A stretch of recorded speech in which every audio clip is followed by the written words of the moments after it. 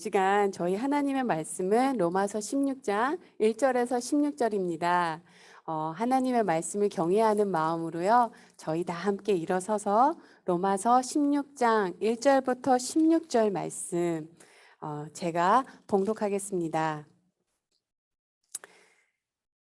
내가 갱그리아 교회의 일꾼으로 있는 우리 자매 베베를 너희에게 추천하노니 너희는 주 안에서 성도들의 합당한 예절로 그를 영접하고 무엇이든지 그에게 소용되는 바를 도와줄지니 이는 그가 여러 사람과 나의 보호자 되었음이라.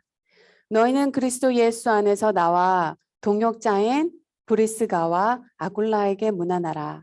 그들은 내 목숨을 위하여 자기들의 목까지 내놓았나니 나뿐 아니라 이방인의 모든 교회도 그들에게 감사하니라. 또 저희 집에 있는 교회에도 문안하라. 내가 사랑하는 에베네도에게 문안하라. 그는 아시아에서 그리스도께 처음 맺은 열매니라. 너희를 위하여 많이 수고한 마리아에게 문안하라. 내 친척이요 나와 함께 갇혔던 안드로니고와 유니아에게 문안하라. 그들은 사도들에게 존중이 여겨지고 또한 나보다 먼저 그리스도 안에 있는 자라. 또 주 안에서 내 사랑하는 암블리아에게 문안하라. 그리스도 안에서 우리의 동역자인 우르바노와 나의 사랑하는 스다고에게 문안하라. 그리스도 안에서 인정함을 받은 아벨레에게 문안하라. 아리스토블로의 건속에게 문안하라. 내 친척 헤로디온에게 문안하라. 나기스의 가족 중 주 안에 있는 자들에게 문안하라. 주 안에 수고한 두루베나와 두루보사에게 문안하라. 주 안에서 많이 수고한 사랑하는 버시에게 문안하라. 주 안에 택하심을 입은 루포와 그의 어머니에게 문안하라. 그의 어머니는 곧 내 어머니라. 아승그리스도와 블레곤과 허메와 바드로바와 허마와 및 그들과 함께 있는 형제들에게 문안하라. 빌렐로고와 율리아와 또 네레오와 그의 자매 올림바에 그들과 함께 있는 모든 성도들에게 문안하라. 너희가 거룩하게 입맞춤으로 서로 문안하라. 그리스도의 모든 교회가 다 너희에게 문안하니라. 푸른 마르고 꽃은 시드나 하나님의 말씀은 영원히 서리라. 자리 앉으셔도 됩니다.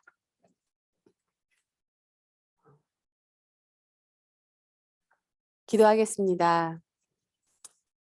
하나님, 사랑과 은혜가 충만하신 하나님, 한 계절이 지나고 또 다른 계절이 오듯이 항상 신실한 사랑으로 우리를 인도하시는 주님, 감사합니다. 하나님, 로마서를 통해 우리가 다시 한번 십자가 복음 위에 서게 하시고 로마서가 다시 한번 우리의 삶을 뒤집어 마음이 변하고 삶이 변하는 놀라운 성령님의 역사를 경험하는 은혜를 내려 주옵소서. 주님, 오직 본문에만 집중하게 하시고 간결하게 선명하게 그러나 분명하게 전하게 하여 주옵소서.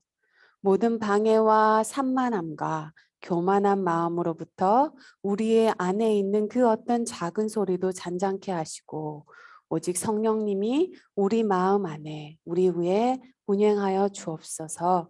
예수님의 이름으로 기도합니다. 아멘. 이제 드디어 로마서 16장입니다. 지난 시간 동안 로마서를 강의하면서요. 가장 은혜 받은 사람은 바로 저인 것 같아요. 사실 로마서는 저에게도 되게 뜻깊은 책입니다. 성경 말씀이 믿어지지 않았을 때가 있었어요. 이 모든 말씀이 이게 어떻게 다 사실일까? 그때 가방을 싸서 기도원에 들어갔고요. 금식 중에 로마서를 읽고 또 읽었습니다. 그때 저를 변화시킨 게 로마서예요. 정말로 로마서를 다시 한번 공부하면서요. 정말 놀라운 구원의 복음, 나와 함께 하시는 생명의 주님을 더 놀랍게 경험하는 시간이 되었습니다. 로마서를 설교하지 않았다면요. 어떡할 뻔했나 싶어요. 어떻게 살았을까? 정말로 로마서가 다시 한번 제 삶을 뒤집어 놓고 있음을 느낍니다. 오늘 로마서 16장입니다. 머리가 너무 아픈 한 주였어요. 이 본문을 어떻게 설교를 해야 되나. 로마서의 마지막 장 16장은요. 로마에 있는 성도들에게 인사하는 내용입니다. 이 짧은 인사를 통해서요. 가장 먼저 우리가 알 수 있는 것은 로마서는요. 실제 존재했던 사람이 실제 존재했던 사람들에게 쓴 것임을 알 수 있습니다. 또한 이 짧은 인사를 통해서요. 초대교회 모습이 어땠는지를 알 수 있고요. 또한 이로써 교회에 대한 중요한 교훈을 얻을 수 있습니다. 가장 먼저요. 사도 바울은 제일 먼저 베베라는 여성을 언급합니다. 가장 먼저. 로마서 편지를 직접 로마에 가지고 가서 로마에 있는 교회에게 전달해 주신 분이 바로 이 베베예요. 바울은 특히 베베를 부탁하며 로마 교회가 베베를 따뜻하게 맞아주고 잘 대접해 줄 것을 부탁합니다. 1절, 2절을 보면요. 내가 갱그리가 교회 일꾼으로 있는 우리 자매 베베를 너에게 추천하노니 너희는 주 안에서 성도들의 합당한 예절로 그를 영접하고 무엇이든지 그에게 소용되는 바를 도와줄지니 이는 그가 여러 사람과 나의 보호자가 되었습니다. 로마서는요, 바울이 고린도에 있을 때 쓴 편지입니다. 고린도에는 큰 항구가 2개가 있어요. 그 중에 하나가 바로 갱그리아입니다. 바로 그 갱그리아에 있는 교회에 있는 일꾼이라고 합니다. 저희 한국어 성경에는요, 일꾼이라고 번역이 되어 있지만요, 여기서 사용된 원어는 우리가 너무나 잘 알고 있는 디아카나스예요. 디아카나스, 미니스트리. 미니스터 아니면 집사라고 번역이 되죠. 그래서 아마 저희 성경책 맨 밑에 주석을 보면요. 집사라고 써 있는 것을 볼 수 있을 거예요. 아마도 베베의 이 여자 집사님은요. 리디아 같이 약간 재력가이면서 사업을 하시면서 이렇게 무역을 하시면서 이렇게 다니셨던 분인 것 같아요. 이 사업차 로마에 갈 길이 있었는데 그 편에 아마 이 편지를 보내는 것 같습니다. 그러나 이 시대의 문화상 여성이 편지를 가지고 간다는 것은 아주 생소한 일입니다. 또한 오늘 본문에요. 오늘 1절부터 16절에 총 26명의 26명의 교우 이름이 소개되는데요. 그중에 제가 정확하게 그어드리겠습니다. 26명의 이름이 소개가 되는데요. 그중에 8명이 여성이 되시는 분이고요. 이름이 소개되지 않으신 분까지 포함을 하면 총 10명의 여성분이 소개가 됩니다. 이름이 소개된 여성분으로는요. 베베, 브리스가, 마리아, 유니아, 드루베나, 드루보사, 버시, 율리아 이렇게 됩니다. 총 소개된 사람의 3분의 1 이상이 이제 여성이었다는 거죠. 이것은요, 바울이 살았던 시대에 유대인 남자들은요, 매일 아침마다 기도하기를 여자로 태어나지 않은 것을 감사하며 기도하던 시대였던 것을 생각하면 참으로 놀라운 일이에요. 그러나 교회 공동체는 달랐다는 것입니다. 이렇게 교회는 가장 첫 번째로요, 어느 때나 세상과 구별되는 공동체여야 합니다. 4절에서요. 브리스가와 아굴라 부부를 사도 바울은 자신의 동역자라고 합니다. 한국 발음 너무 힘들어요. 영어로 프리슬라. 브리스가가 아내예요. 그리고 아굴라가 남편입니다. 사도 바울은요, 항상 이 부부하고요, 이 부부 역시 전에도 여러 번 말씀드렸지만 로마에서 살다가 황제 글라디오스가 로마를 다 떠나라는 그 칙령을 받고요, 이제 어쩔 수 없이 다른 곳으로 이민을 가신 분이죠. 사도 바울은 이 브리스글라하고 아쿨라하고요, 고린도하고 에베소에서 같이 사역을 합니다. 한 5년 정도 한 것 같아요. 근데 사도 바울은요, 이 부부를 부를 때 항상 이 브리스가 아내 이름을 먼저 불렀어요. 그 다음에 아굴라를 부릅니다. 이거 역시요, 그 시대의 문화상 아주 생소한 것입니다. 그리고 그 이유는요, 아마도 브리스가가 남편 아굴라보다 영적으로 더 열정적이었기 때문이지 않을까 싶어요. 사도 바울은요, 그들은 생명의 위협을 무릅쓰고 내 목숨을 구해준 사람들이라고 합니다. 이것은 아마도 에베소에서요, 폭동이 일어났을 때가 있었죠. 그때 브리스가와 아굴라가요, 목숨을 걸고 사도 바울을 구해준 것을 말하는 것 같습니다. 그리고 7절에 보면요, 안드로니고와 유니아는 바울과 함께 감옥에 갇혔던 사람이라고 합니다. 여기서 이 안드로니고와 유니아도 역시 부부입니다. 그런데요, 사도 바울이요, 이 안드로니고와 유니아에게 아주 독특한 명칭을 해요. 바로 어파솔. 이게 어파솔이요, 대문자 A가 붙으면 사도라고 말할 수 있고요. 그냥 소문자 A가 붙는 어파솔 하면요, 그냥 보내심을 받은 자입니다. 파송받은 자라는 뜻이에요. 어파솔이라는 말이요. 요즘 말로 말하면 선교사입니다. 선교사 부부로 가서요, 가정교회를 했던 부부인 것 같아요. 13절에 루포라는 이름은 우리가 아주 낯이 많이 읽는 이름이에요. 예수님의 십자가를 대신 졌던 구레네 사람 시몬의 아들이 루포였습니다. 그런데 보편적으로 성경에서는요, 누구누구의 아들이라고, 그러니까 부모님의 이름을 먼저 말한 다음에 자녀의 그 본인에 대해서 설명을 하는데요. 이 구레네 사람 시몬을 설명할 때는요, 아들 이름을 먼저 얘기해요. 그분의 자녀 이름을 먼저 얘기합니다.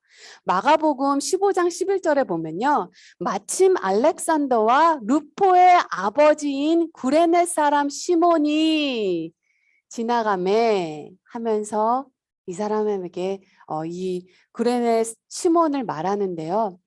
복음서에서요, 구레네 시몬을 말할 때 왜 굳이 부모의 이름이 아니라 자식의 이름을 언급했냐 이거죠. 그것은 그 아들들이요, 초대교회 당시 교인들 사이에 존경을 받는 사람이었기 때문이에요. 그걸 지금 사도 바울이 그 루포를 지금 여기서 말하고 있습니다. 우리 구레네 사람 시몬 하면 생각나는 게 뭐죠? Long time in a wrong place. 그렇죠? 억지로 어쩌다가 십자가를 지신 분이에요. 어떻게 하다 보니까 십자가까지 지게 됐어요. 예수님의 십자가. 구레네 시몬은요, 억지로 십자가를 졌지만요, 그 아들과 여기 보면요, 그 루포의 어머니는 사도 바울이 자신의 어머니라고 합니다. 억지로 어쩌다가 십자가를 지게 됐는데요, 그 아들들과 가족들이요, 교회에서 얼마나 귀하게 쓰임 받았는지를 13절에서 말하고 있습니다.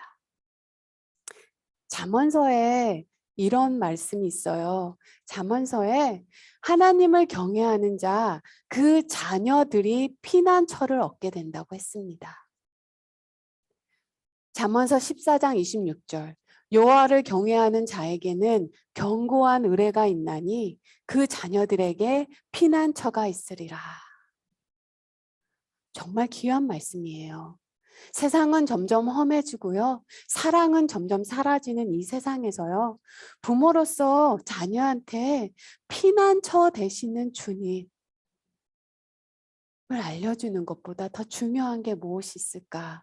자녀에게 피난처가 있는 것만큼 더 소중하고 더 확실한 게 있을까 하는 겁니다. 구레네 시몬은요, 억지로 십자가를 졌습니다. 때때로 우리가요, 억지로 십자가를 질 때가 있어요.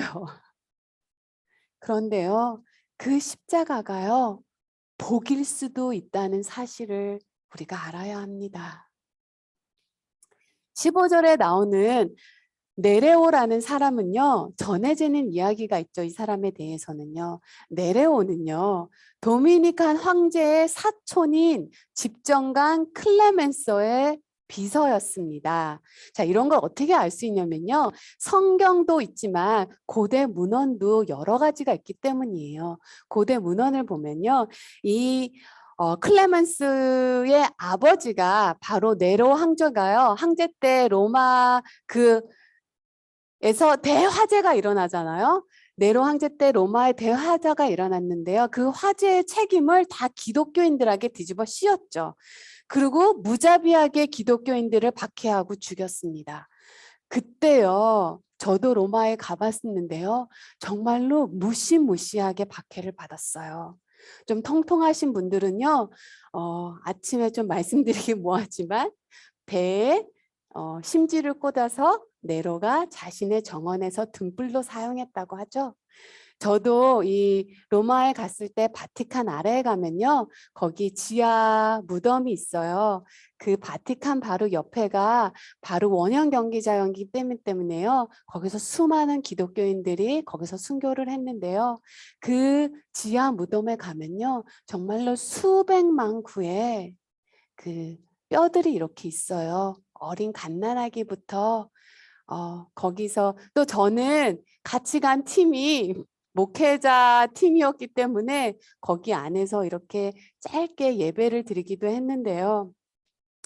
그때 당시에요. 그의 아들 클레먼스가 기독교인들이 고문을 당하고 죽어가는 모습을 보면서 큰 충격을 받았어요. 왜냐하면 이 원형 경기장에서 사자들에게 던져지고요. 몸이 갈기갈기 찢기면서도 또 활활 타오르는 불 속에 죽어가면서도요. 크리스찬들이 찬양하고 감사했기 때문이에요. 도대체 무엇이 이들로 하여금 아니 죽어가는 순간에도 찬양하고 기뻐할 수 있는지 너무나 충격이고 이걸 어떻게 이해가 안 되는 거예요. 도저히 받아들일 수가 없어서 고민 끝에 클레먼스는 기독교인들을 찾아갑니다. 그리고 복음을 듣게 되죠. 그리고 예수님을 주로 영접합니다.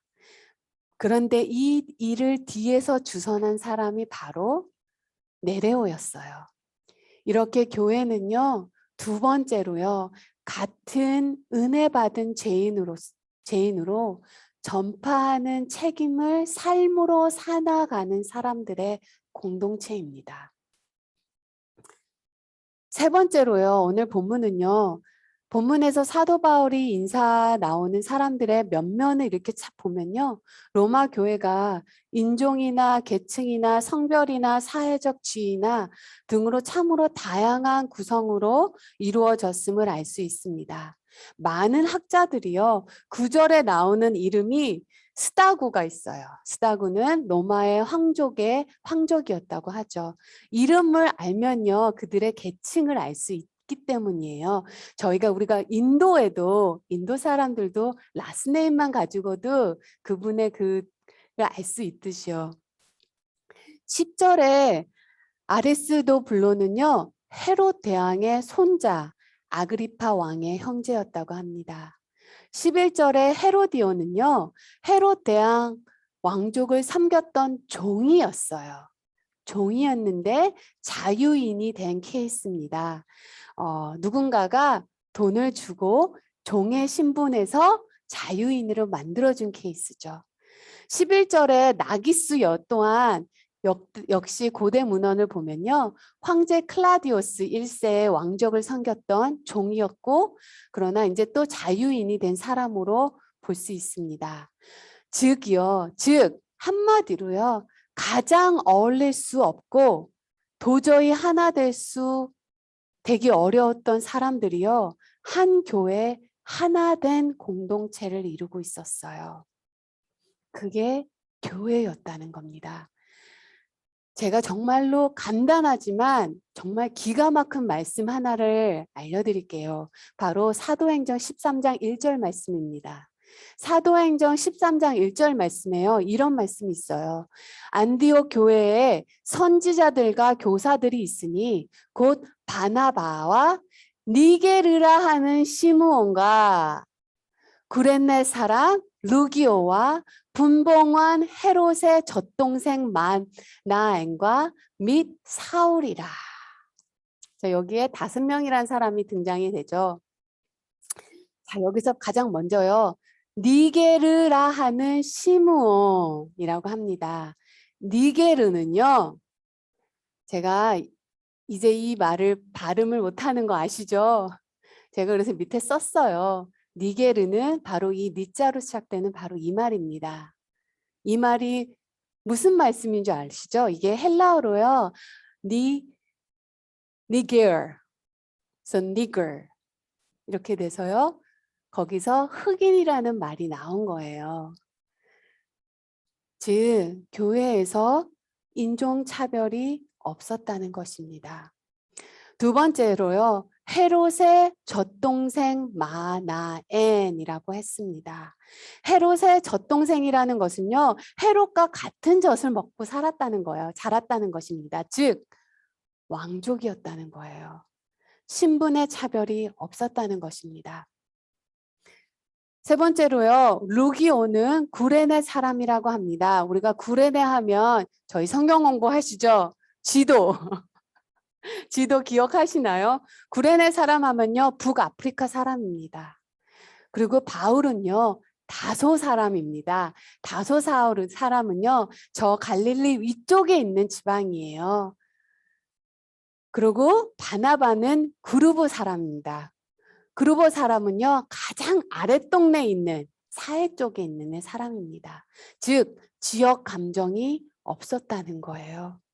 거기다가요. 사울은요. 10여 년 전까지만 해도요. 기독교를 지독하게 박해했던 사람이에요. 피도 눈물도 없던. 근데 이제 교회의 지도자가 되었다는 것입니다.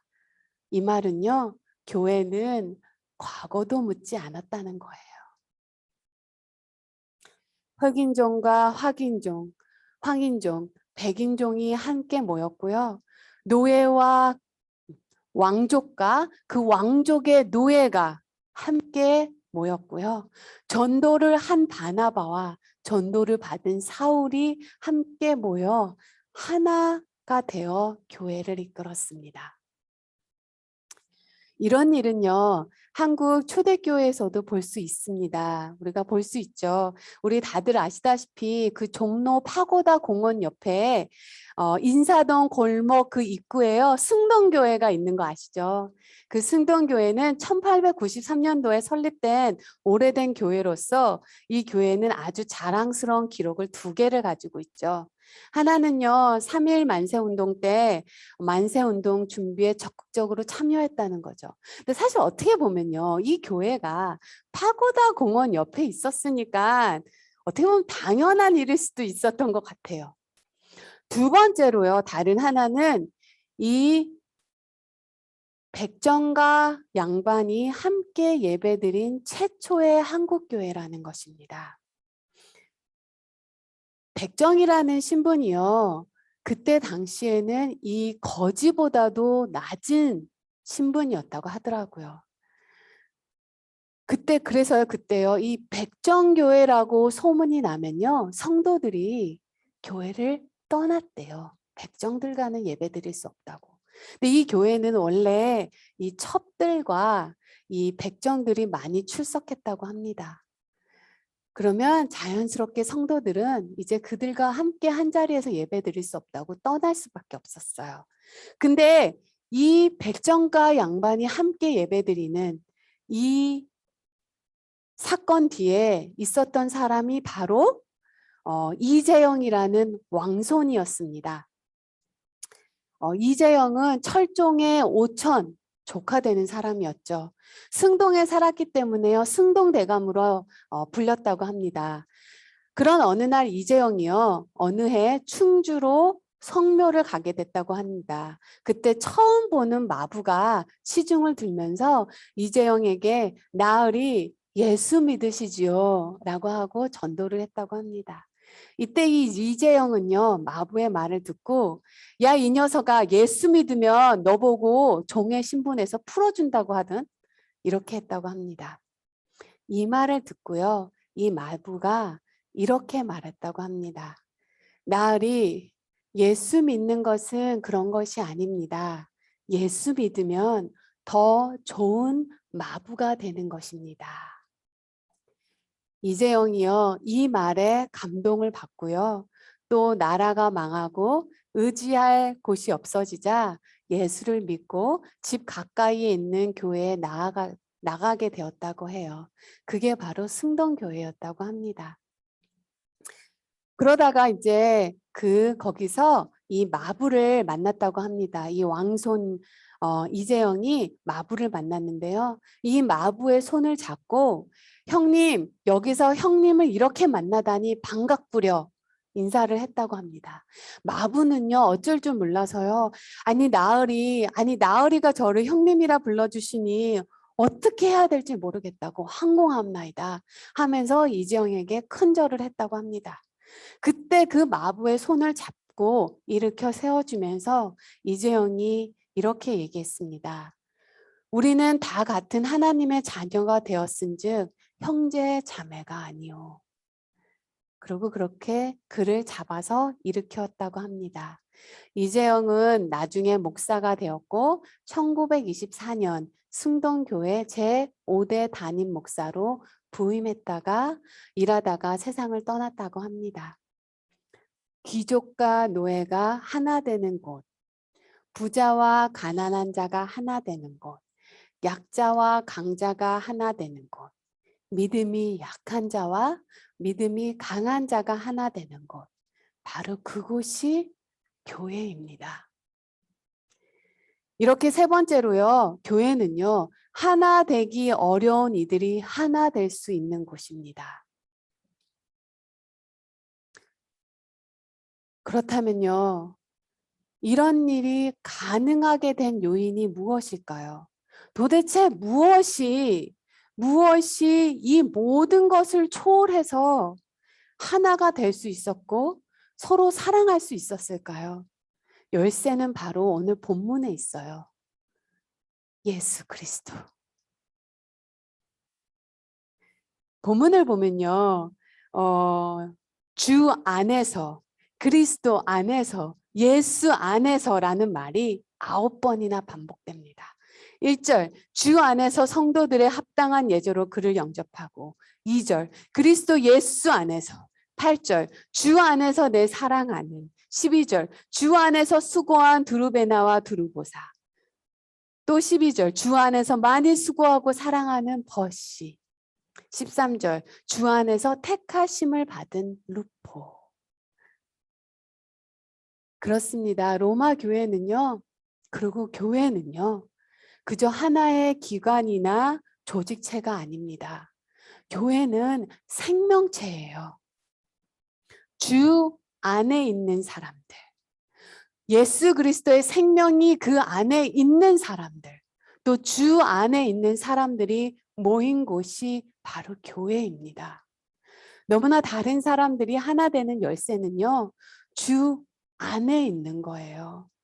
다른 어떤 것으로도 이루어지지 않습니다.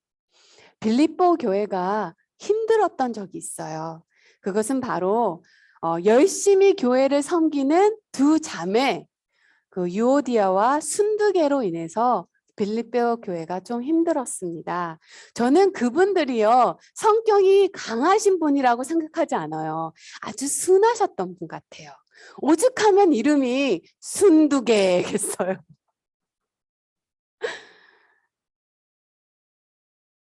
성향이 다르고 프라이어리티가 다르고 자라온 환경이 다르고 우선순위가 달랐던 거죠. 그런 그들에게 사도 바울이요, 싸우지 마라, 그만해라 라고 말하지 않고요, 단 한 가지만 권면합니다. 딱 하나만 권해요. 바로 빌립보서 4장 2절 말씀, 주 안에서 같은 마음을 품으라. 주 안에 있으면 하나 될 수 있는 것입니다. 주님이 그렇게 하시기 때문이에요. 하나님은 혼돈의 하나님이 아니라 화평의 하나님이시라.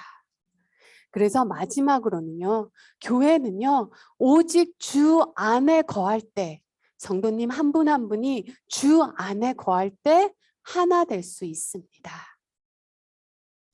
사랑하는 성도 여러분, 천국은요, 물리적인 곳이지만 또 영적인 곳입니다. 만일 천국이요, 단지 물리적인 것이라면, 단지 금과 은과 보석으로만 만들어진 곳이라면요, 백만장자 몇 명이서요, 이 테슬라하고 이 아마존 이렇게 해서 빌게이츠랑 해서요, 이 지구 한쪽에 조그맣게 천국을 만들 수도 있을 거예요. 그러나 천국은 그렇게 세워지지 않는다는 거예요. 또한 천국은요, 은사와 재주가 많은 사람들이 모였다고 해서 세워지는 것도 아닙니다. 교회에서 가장 안타까운 것이요, 것 중에 하나는 어느 교회든지 문제를 일으키는 사람은 거의 예외 없이 열심 있는 교인들이라는 사실이에요. 교회를 위해서 자신의 시간과 물질과 재능을 바친 사람들입니다. 사실요, 교회를 위해서 그렇게 헌신하시는 분들이 아니면 교회는 교회로서 기능을 할 수 없을 거예요. 그러나 문제는요, 그들 때문에 교회 안에 온갖 시험거리도 생긴다는 거예요. 예수님의 12제자 중에 가장 똑똑하고 가장 유능한 사람을 꼽으라면 가룟 유다입니다. 근데 그가 예수님을 배반했어요. 이유는 하나예요. 삶의 주인이 주님이 아니었기 때문입니다. 삶의 주인이 나였기 때문이에요. 내 마음의 주인이 예수님이 아니었기 때문입니다. 예수님이 주님 되지 않았기 때문이에요. 그러니 정말 주 안에 거해야 합니다. 거한다는 것은요, 머무른다는 거예요. 머무른다는 것은 예수 안에 계속 머무른다는 것입니다. 재능이나 능력이 있는 교인들이 없어서 답답할지도 모릅니다. 그러나 은사와 능력은 많아도요, 주 안에 거하지 못하면요, 사람의 본성은 철저하게 자기중심적이고요, 자기 편한 대로 해석해요. 그렇기 때문에 하나 되는 교회는 될 수가 없습니다. 저는 설교가 길어지는데요, 저는 커피를 참 좋아해요. 부끄러운 얘기지만요, 단기 선교 갈 때 아프리카나 이런 데 갈 때는요, 커피를 마실 수가 없잖아요. 그래서 카페인 피를 챙겨갈 정도예요.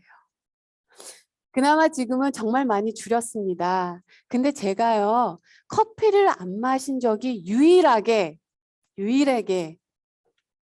아이를 임신했을 때였어요. 커피를 안 마신다는 것은요, 제 안에서 이 초능력이 나온 거예요.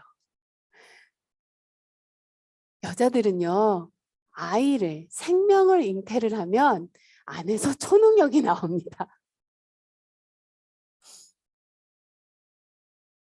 여자가 생명을 잉태해도 몸과 마음과 삶이 변화되는데요. 하물며 생명의 근원 되시는, 생명 되시는 예수님이 지금 내 안에 계시고, 우리가 예수님 안에 거하면요, 삶은 달라집니다. 우리가 살아계신 예수님과 함께 동행할 때요, 환경과 여건에 상관없이 행복한 사람이 됩니다.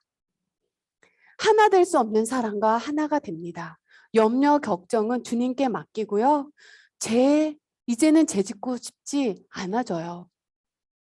고난도 축복이라고 여겨지게 됩니다. 이것이 주님의 인도함을 받는 사람의 특징이에요. 이것이 주님의 인도함을 받는 교회의 특징입니다. 이렇게 하나님의 나라는요, 성도님 한 분 한 분이 주 안에 거하고 주 안에서 다시 세워질 때 하나님의 나라는 이 땅에 임합니다. 사랑하는 성도 여러분, 이제 로마서도 거의 끝나가는데요. 정말로 저들 포함해서 성도님 한 분 한 분이요. 이 마음 안에, 가정 안에, 그리고 교회 위에 하나님의 나라가 세워지는 놀라운 성령님의 역사가 일어나기를 축복합니다. 이 시간 함께 기도하겠습니다.